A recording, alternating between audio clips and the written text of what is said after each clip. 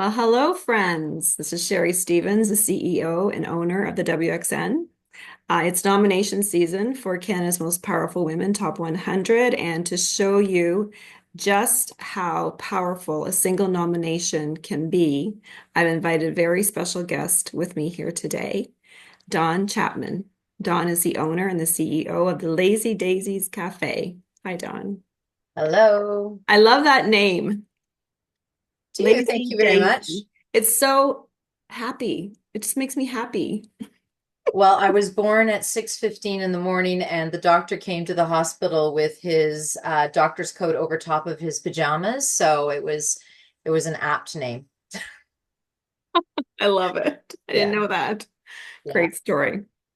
So Dawn is also a 2024 Canada's Most Powerful Women Top 100 in the Skip the Dishes food industry category. Congratulations. Thank you very much. And in 2011, Dawn founded Lazy Daisy's Cafe. Since then, the cafe has won multiple awards and garnered national media attention. In 2023, she created a wholesale line of buttermilk biscuits. Yum. Who doesn't like buttermilk biscuits? Although I can Nobody that make I them know. very well. Everybody loves them. Which she now has found over 20, or sorry, over 70 retail stores province-wide. That's amazing. I did not know that. Congratulations. Actually, we've bumped it to over 100 now. Woo! Yeah, Hey. and thank you. And we're launching in Whole Foods in June, so that's something we're very happy about. Congrats, that's wonderful. I'm always happy to see a fellow entrepreneur do so well. So congratulations. Thank you. I do have a few questions for you to help us with the top 100 nominations. Mhm. So, our theme this year for the top 100 is Rise Boldly. And I want to ask you, what have you done in your life to rise boldly? What is one thing that you've done?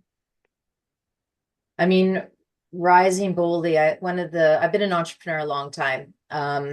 Post university, I moved to London, England, and I remember teaching English as a foreign language, and I was making 10 quid an hour. And I remember that my boyfriend at the time looked at a can of Heinz beans and he said, "Is this your tin of beans or my tin of beans?" And I knew at that point that my life needed to change. And I thought, no one's going to do that except me. So what I did is I went to Camden Market, which was a very hot spot for American tourists, and there were no American-based foods. I know Americans love bagels, and I thought, you know what? I can open a bagel shop. And I had about 200 quid total in my bank account, and I made it work. And I opened they were Israeli owners of and they really wanted a bagel shop, and they didn't know that a Canadian English teacher would be able to do it. I did it. And you're risking not, it wasn't a lot, but it was everything I had. And I ended up leaving teaching and I opened two more bagel shops after that It's and great. ended up selling and moving back home to Canada. And I thought that was one of my first, you know, opportunities to really rise up and trust Yeah, myself that I could make it happen.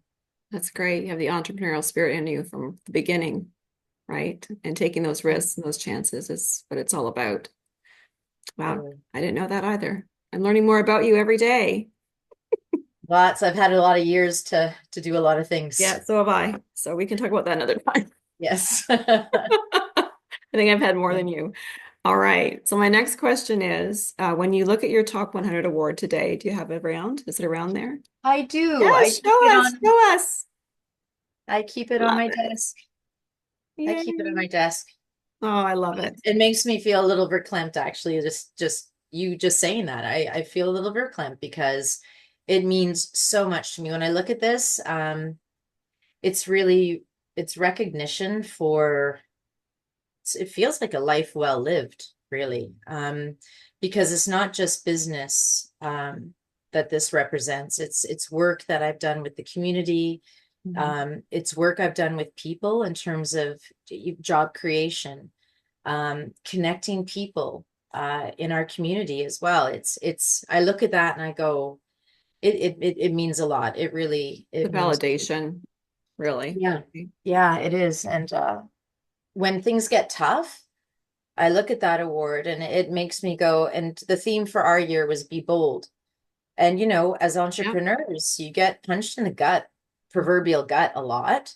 Hmm. And as you're doubled over, I just look up and I go, I can do this. I can keep going. And I know that I have a network of very strong and supportive women behind me as well, which is great. And a few of those, like I met so many amazing women at the actual event, and we're very good friends. Glad. I'm really happy to Yeah. hear that. That's the part. That's the whole purpose of WXN, or one of them, right, is to make those connections. So that's great. Yeah. I'm happy to hear that. I hear that a lot actually, which is nice. It's like a little sorority, right, that we have here. So 100%. Yeah. yeah. And we're on WhatsApp and connecting and asking each other questions, Mhm. giving each other support. And I really value it a lot. So thank you for everything that you do Oh, to it's my bring pleasure. women together. My pleasure. Okay, next question. If you could relive one moment, just one moment, I know it's going to be difficult, from the top 100 celebrations, what would it be?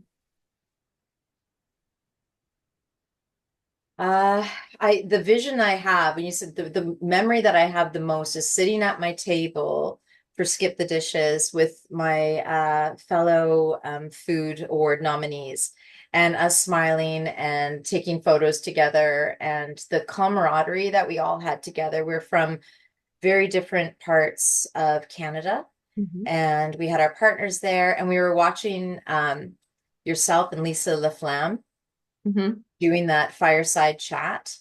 And it just was such a connecting moment for all of us. And to listen to Lisa and all of the challenges that she's faced and how she's come out the other side stronger.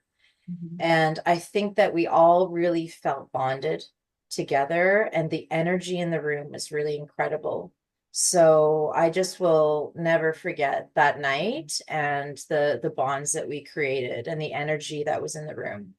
Love it. I love to hear that. And I like the red carpet, and I love the women coming down, and it's just that just gives me goosebumps just thinking about it right It now. felt so glamorous. It I felt know, so and just beautiful. like the Academy Awards. Yes. Yeah, it was great. It was great. Wonderful. Okay, my last question. Mhm. And this is really important because I think a lot of women back away, or don't feel like they're ready to submit a nomination. Doesn't matter what category. So what's one piece of advice that you would give someone considering a nomination for the top 100?